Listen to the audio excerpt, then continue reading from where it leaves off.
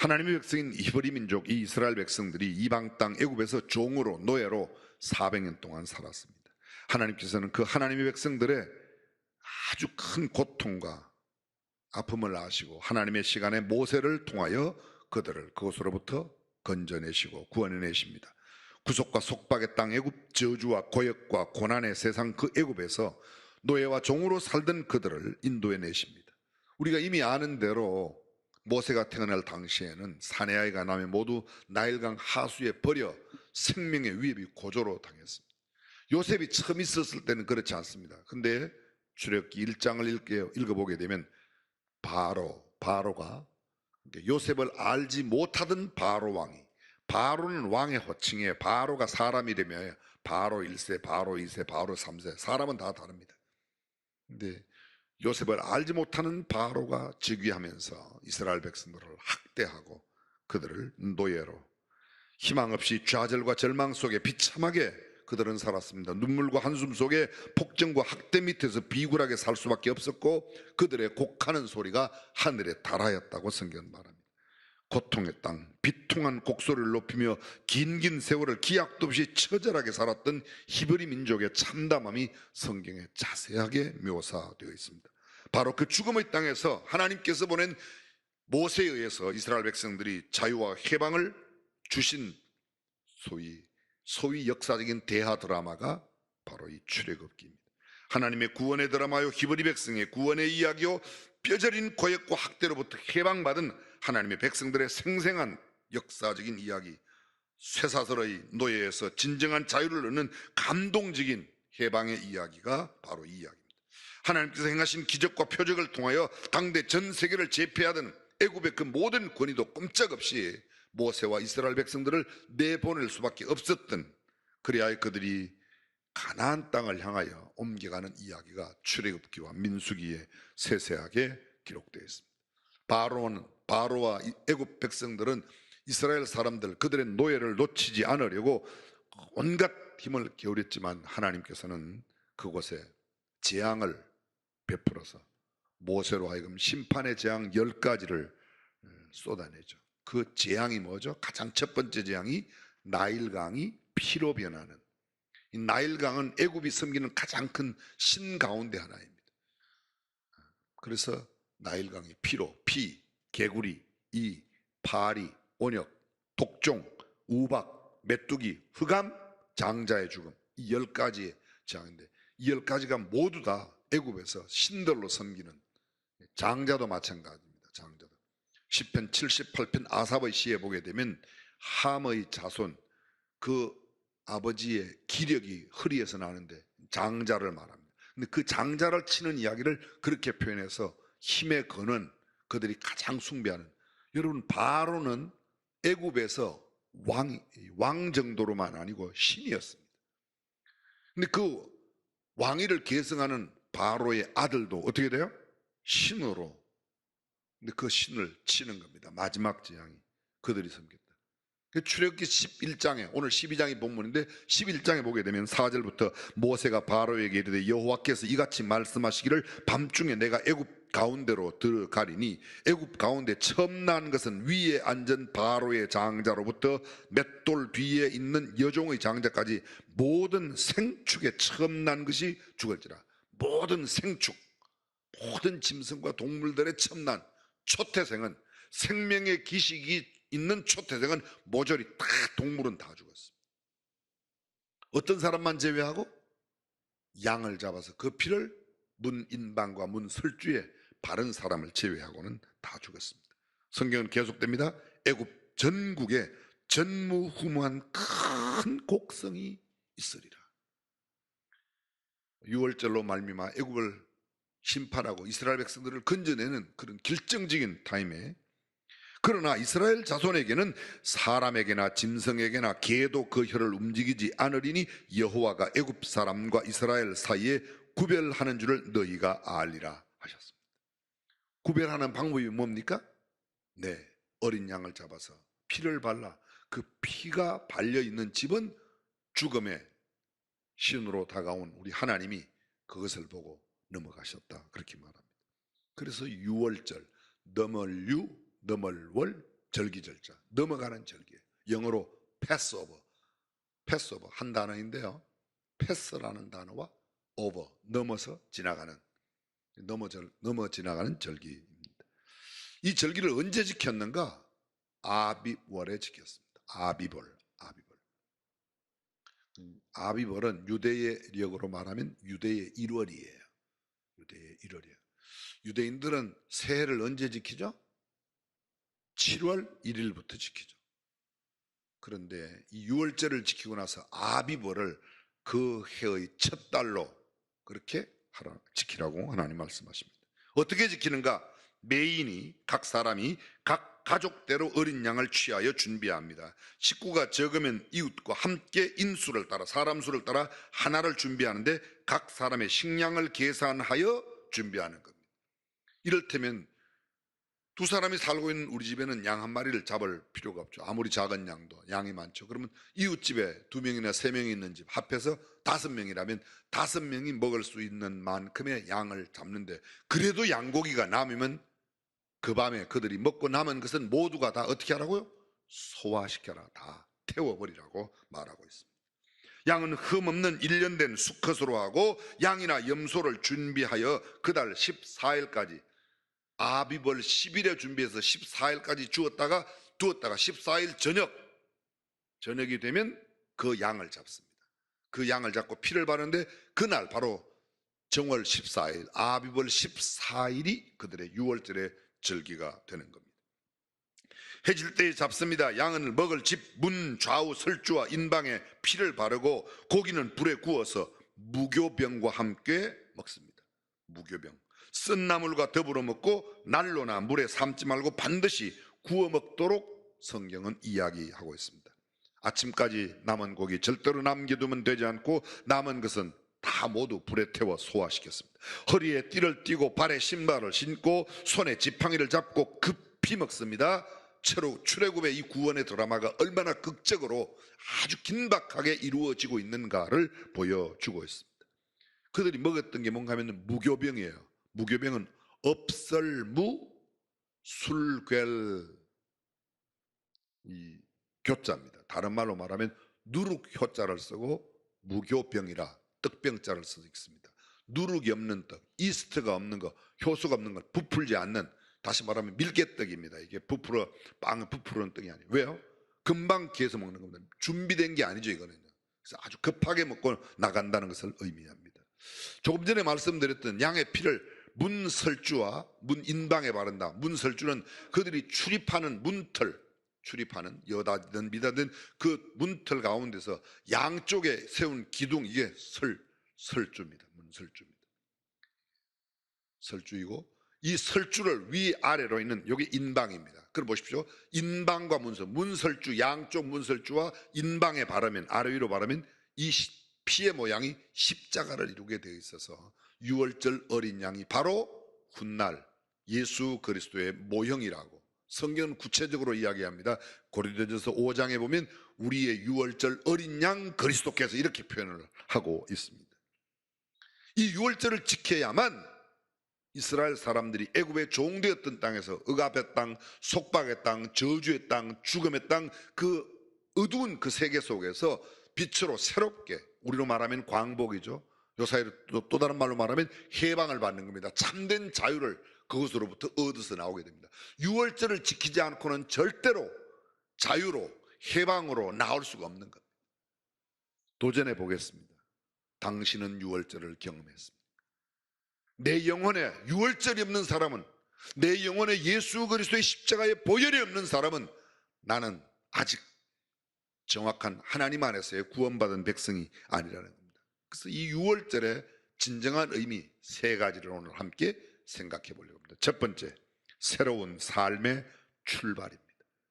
다시 말하면 애굽과는 완전히 결별하고 이제는 더 이상 애굽에 미련 없이 애굽을 떠나는 것이 새로운 출발입니다. 성경은 이렇게 말합니다. 출애굽기 12장 2절, 이 달로 너희에게 달의 시작 곧 해의 첫 달이 되게 하라.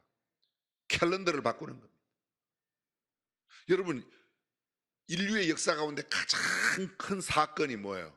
역사를 양분시켜서 이렇게 역사를 나눈 사건이 뭐예요?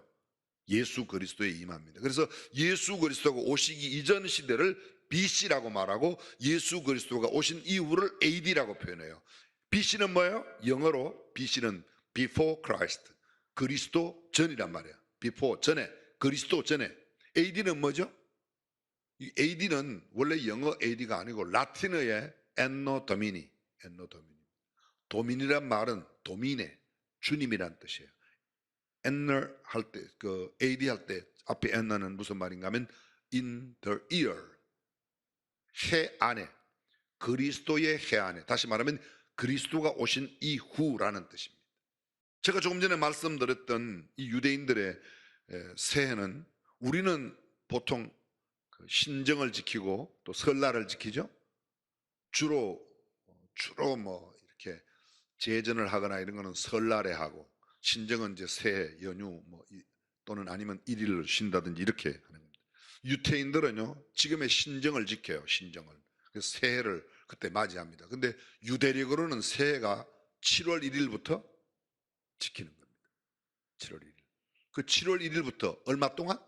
열흘 동안 지켜요. 그래서 1일부터 9일까지 새해 인사가 뭐죠? 샤나토바. 들어보셨어요? 그때 뭐 합니까? 숫 양의 뿔로 만든 양각 나팔을, 쇼파르라고 그러는 양각 나팔을 불어요. 그리고 그들이 할라라고 하는 빵을 먹습니다. 둥근 빵을. 빵과 함께 뭘 먹죠? 석류와 사과를 꿀에 찍어서 먹습니다. 둥근 빵과 이 둥근 사과나 석류는 무엇을 의미하는가 하면 새해를 맞이해서 당신의 모든 범사가 둥글둥글 잘 굴러가라. 그걸 왜 꿀에 찍어서 먹는가? 달콤하게, 올해는 달콤한 일만 많이 생겨라는 뜻으로 그렇게 하는 겁니다. 그리고 1일부터 9일까지는 그 빵도 나누어지고, 어떤 사람은 금식하고, 이튿날부터는 매일 금식을 하며 철화를 하는 사람도 있고, 금식을 안 해도 목욕은 매일 하는 거죠. 정결하게 주님 앞에. 이렇게 해서 7월 10일이 되면 대속죄일이 되는 겁니다. 정월, 그 사람들로 말하면 새해의 첫 번째 열흘째 되는 날 7월 10일 날 대속죄일 날 온 민족의 죄를 다 뒤집어 씌우기 위해서 염소 2마리를 끌고 옵니다. 험없고 점없는 1년 된 염소를 끌고 와서 그 염소 2마리에 그 해의 대제사장으로 뽑힌 제사장이 손을 얹고 이스라엘 모든 백성들의 죄를 이 2마리의 염소에다가 안수를 해서 다 전가시켜요. 좀 속된 표현이긴 하지만 뒤집어 씌우는 겁니다. 그래서 죽어야 할, 죄인들이 죽어야 할 그 대신에 한 마리의 염소를 잡아서 속죄소 안에가 번제로 하나님 앞에 드리고, 한 마리의 염소는 끌고 나가서 다시는 돌아오지 못하는 광야로 멀리 보내죠. 이 염소를 뭐라고 그래요? 아사셀 염소라고 그래요. 아사셀. 이것이 그들의 1월입니다. 그런데 6월절을 지키면서부터는 새해가 바뀌어집니다. 이제 그동안에 지켰던 이런 7월 1일의 새해가 아니라 7월 달에 지키는 새해 말고 너희들이 아비벌 1월 10일부터 양을 준비하고 14일 저녁 6월절을 지키고 6월절을 지킨 그 달을 해의 첫 달로 삼아서 너희가 새로운 달력을 쓰라는 겁니다. 쉽게 말씀드리면 애굽에 살았던 그런 모든 삶을 다 정리하고, 애굽에 쓰던 그 모든 삶의 길을 다 정리하고 새로운 삶을 출발하는 겁니다. 우리에게로 말하면 예수 믿기 이전의 삶, 예수 믿기 전에 내가 허랑방탕하게 죄악 가운데 죄인으로 살았던 모든 삶을 다 정리하고 이제는 주님 안에서 새로운 삶을 살아가는 첫 출발을 삼어라. 이게 6월절의 진정한 의미입니다. 역사상 가장 위대한 사건이었던 예수 그리스도의 오심, 바로 그것이, 여러분 은밀하게 말하면 율법 시대는 언제 끝난다고요? 예수께서 십자가를 지실 때에 율법 시대가 끝나요. 예수님은 33년 동안 율법 시대를 사셨습니다. 그래서 성전에 들어가시고 똑같이 유대인들과 함께 제사를 지내셨고 다 그런 것들을 하셨어요. 그 십자가에 달려 돌아가실 때 성소의 휘장이 갈라져서 지성소에 담대히 나아갈 수 있는 은혜의 시대가 열렸다는 것입니다. 6월절은 이스라엘 백성의 애굽을 결별하는 사건입니다. 자유를 얻는 사건입니다. 해방받은 사건입니다. 참 하나님께서 그들의 새로운 삶을 인도하는 그런 사건입니다. 현대 감각의 용어로 바꾼다면 이것이 바로 광복절이고 해방절이고 독립된 참된 자유를 얻는 그런 날이랍니다. 두 번째 6월절은, 이 6월절의 핵심은 어린 양의 죽음과 그 피에 있다는 겁니다. 양이 없는, 양의 희생이 없는 유월절은 있을 수가 없어요. 반드시 양을 잡아서 그 양의 피를 발라야 돼. 십자가 형태로 인방과 문설주와 인방에 발라야만 죽음의 신이 넘어가는 거예요. 출애굽기 12장 13절입니다. 내가 애굽 땅을 칠 때 그 피가 너희 거하는 집에 있어서 너희를 위하여 표적이 될지라. 내가 피를 볼 때에 너희를 넘어가리니 재앙이 너희에게 내리멸하지 아니하리라. 내가 하나님이 보시라. 고린도전서 5장 7절입니다. 끝부분에 보면 우리의 유월절 양 곧 그리스도께서 희생이 됐어요. 우리의 유월절 양 곧 그리스도께서. 그리스도가 뭐예요? 유월절 어린 양과 어떻게 돼요? 소위 타이폴로지라고 해서 모형학적으로 이렇게 말하면 유월절의 어린 양은 곧 예수를 구약의 그림자로 상징으로 보여주고 있는 것이다, 그런 말입니다. 하나님의 심판, 하나님의 진노를 피할 수 있는 유일한 길은 예수 그리스도의 십자가 아래 예수 그리스도를 구주와 주님으로 영접하는 일 이외에는 절대로 구원이 없습니다. 착하게 살고 바르게 살고 나누게 살고 뭐 남들에게 많이 베풀고 그렇다고 구원받는 게, 구원받은 자이기 때문에 내 것을 나누고 사는 것이지 내가 나누기 때문에 구원받는 건 아니에요. 이해가 되시죠? 그래서 나누고 베풀고는 구원받고 난 이후에 상급의 문제이고, 나누는 거 먼저 했다고 구원받는 건 아니에요. 베드로전서 1장 18절 이하입니다. 너희가 알거니와 너희 조상의 유전한 망령된 행실에서 구속된 것은, 구원받은 것은 그런 말입니다. 은이나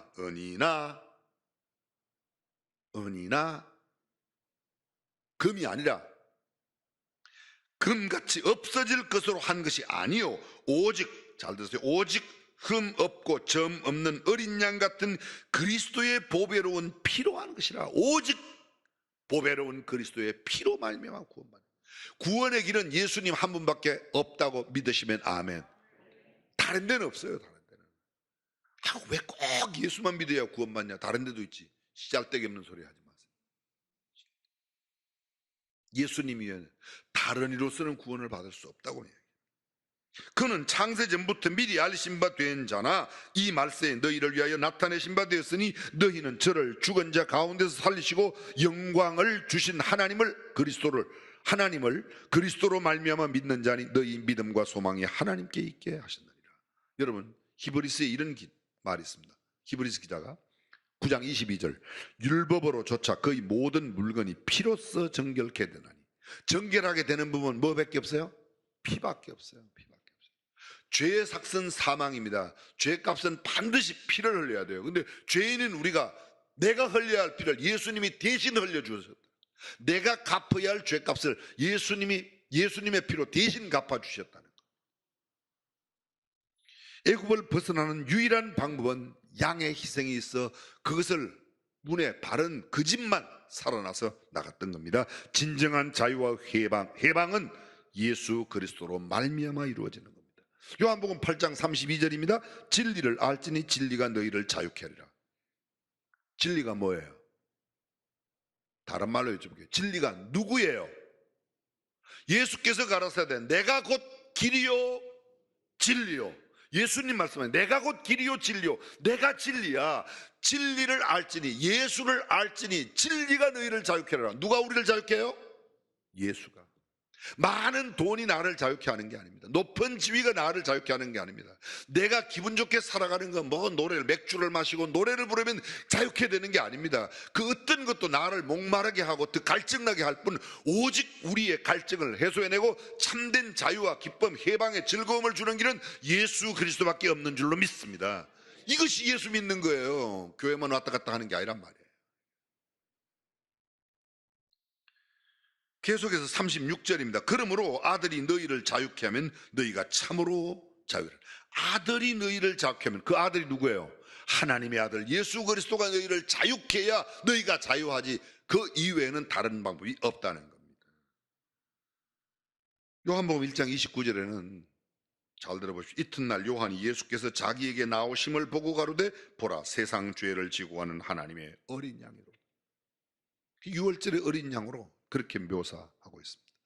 마지막 세 번째, 유월절은 영원히 기념하여 지킬 절기라는 겁니다. 출애굽기 12장 14절입니다. 너희는 이 날을 기념하여 여호와의 절기를 삼아 영원한 규례로 대대에 지킬지니라. 우리가 애굽으로부터 떠나는 유월절은 딱 한 번이에요. 한 번이에요. 딱 한 번이에요. 그런데 그 한 번의 절기를 지켰어요. 근데 1년 뒤 유월절이 되면 또 그 날을 기념하여 또 지키는 겁니다.